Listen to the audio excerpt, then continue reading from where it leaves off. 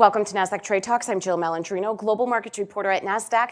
Joining us for this segment, we have Brian Stutland, Portfolio Manager over at Equity Armor Investments, for a review on Nasdaq-100, the Nasdaq Volatility Index, or what we call VolQ. We'll also take a look at a strategy that incorporates some of those strategies in there. Brian, it's great to have you with us. Welcome to Trade Talks. And, it's really interesting when you take a look at the activity we've seen in the Nasdaq-100. It certainly does look very different than it did in September and October. Yeah, it did. Certainly bouncing off some of those lows and volatility that we had near the end of September into the end of the quarter, and now pushing closer and closer to all-time highs once again. So, money coming in the market. Obviously, some of the earnings pictures for some of these names in the Nasdaq has been pretty good. I think expectations are fairly high that some of these names will meet expectations. We saw Tesla showing some pretty good earnings outlook here. So I think maybe that's a little bit of a carryover. And, 15,600 right above there is the all-time high in the Nasdaq. So I'm expecting us to possibly hit that level here in the next coming week or two. It's so interesting, Brian, that you bring up earnings, because the thick of it has really been in financials and healthcare. And I feel as if the market's almost waiting to see what happens in the retail space, what happens in the tech space, a lot of these Nasdaq 100 names, because those really have the exposure to the supply chain. So I think how they, what their prints come with and what their outlook really could be the deciding factor here.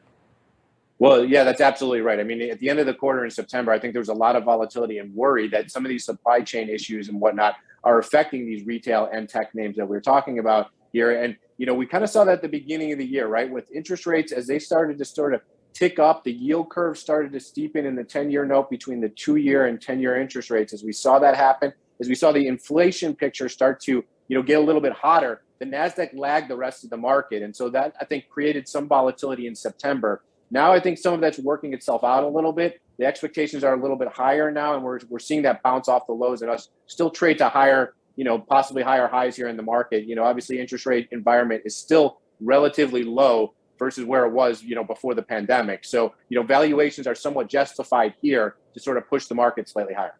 So, Brian, tell us about EAVOL, because you incorporate some strategies that help people that have a Nasdaq 100 heavy portfolio work through this volatility.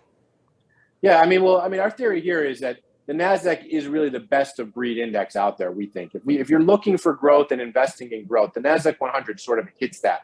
The S&P 500 consists of 500 names, sometimes of which half of them are kind of dead money. And we feel like the NASDAQ 100 sort of narrows that scope. So we take that as our core equity holdings in our strategy, right? And we want to buy the best of breed index, and that's the NASDAQ.